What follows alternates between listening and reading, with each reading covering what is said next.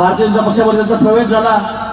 2 महिने झाले असतील, विधानसभेच्या निवडणुका लागल्या, त्यांना आपण तिकीट दिलं. खरं म्हणजे त्यावेळेला खडसे साहेबांनी विरोध केला. त्यांचा उमेदवार तो सूर्यवंशी होता मधला. हे म्हटलं नाही, याला आपण शब्द देऊन घेतलेला आहे, तिकीट याला द्यावं लागेल. विचारा त्यांना आधी जाऊन, त्यांनी नाही सांगावं स्टेजवरून.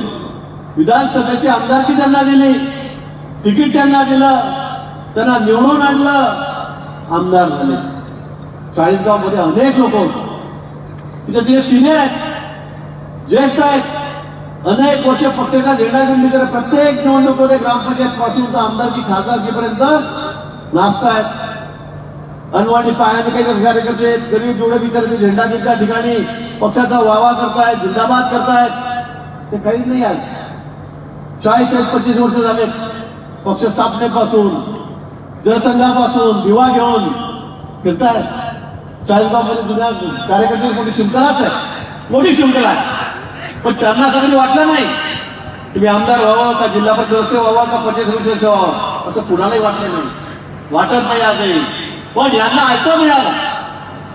2 महिन्यामध्ये आमदार झाले, टर्म पूर्ण झाले, खासदारकी लागली, खासदारकीचं तिकीट पूर्ण त्यांना दिलं. 5 वर्ष खासदार राहिले. समजा पक्षाला काही वाटलं काही असेल, त्यांच्याबद्दल कुरकुरे असतील, बोलणार असेल, वरच्या नेत्याने निर्णय घेतला, तुमचं तिकीट काढलं, तुम्हाला एवढं काय झालं? तुमच्यावर कोणता अन्याय झाला?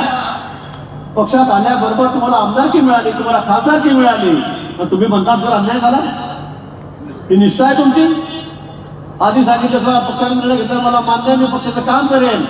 8 दिवसामध्ये तुमचा निर्णय बदलला, गेले दुसऱ्या पक्षामध्ये केलं. 12च्या प्रकारांना त्या ठिकाणी उभं केलं, तिकीट दिलं. सांगतो तुम्ही, मी एवढं काम केलं, पहिल्या 10 मध्ये मी पार्लमेंटमध्ये आहे, इतके प्रश्न मी विचारले.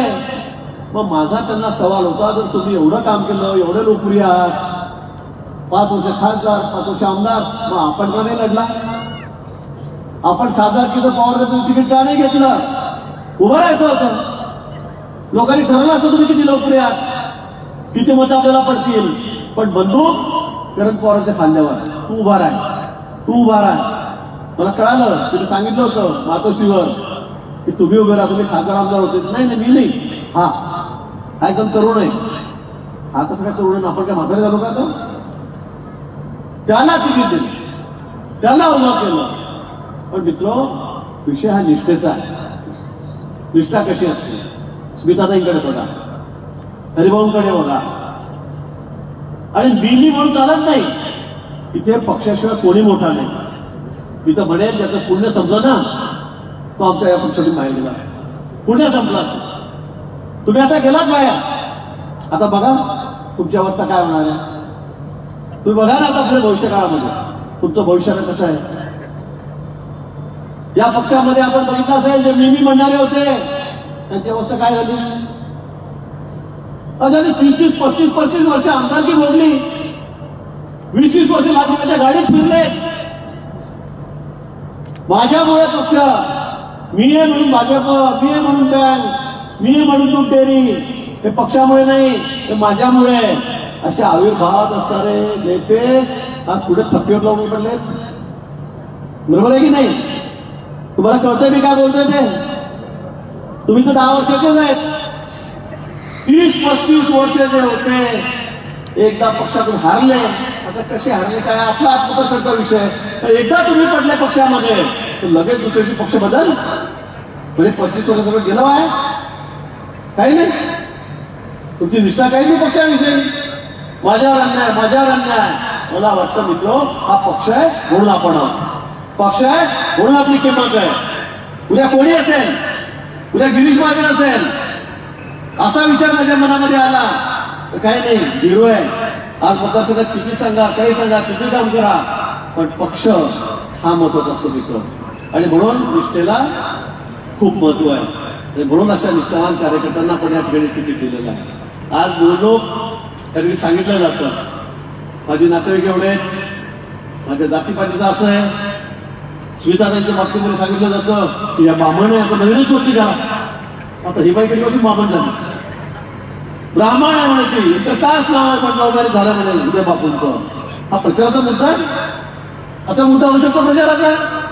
अरे तुमचं कर्तृत्व तुम्ही सांगा, तुमच्या पक्षाने काय केलं, तुम्ही काय केलेलं आहे, तुमच्यात काय गुण आहे ते तुम्ही सांगत नाही, आणि इकडे जातीपातीवर बोलतायत.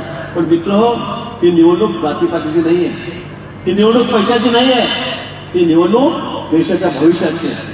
गुलाब भाऊने सांगितलं आणि खरं सांगितलं, सगळ्यांनी सांगितलं की ही निवडणूक ही तुमच्या आमच्या आपसातल्या भानगडीची नाहीये, ही गावातल्या भानगडीची नाहीये, ही जिल्ह्यातल्या भानगडीची नाहीये, तर ही देशाच्या अस्तित्वाची निवडणूक, देशाला महासत्ता करण्याची निवडणूक आहे. पाकिस्तान सारखं राष्ट्र, गुलाब भाऊने उल्लेख केला, तुम्ही आठवा 10 वर्षापूर्वी काय परिस्थिती होती. पाकिस्तान सारखं राष्ट्र, चिमूटभर राष्ट्र किती सुई तयार होती स्वतःच्या देशामध्ये, तेवढं दम भरायचं आपल्याला, तेवढी दादागिरी करायचे. चायना सारखं एवढं मोठं राष्ट्र, बॉर्डरवर आपल्या सैनिकांना कसं भिडायचं, काय काय दमबाजी करायचं. या 8-10 वर्षामध्ये तुम्ही कधी ऐकलं का नाव पाकिस्तानचं? ऐकायला तुम्हाला पाकिस्तानचं नाव काहीच नाही राहिलं.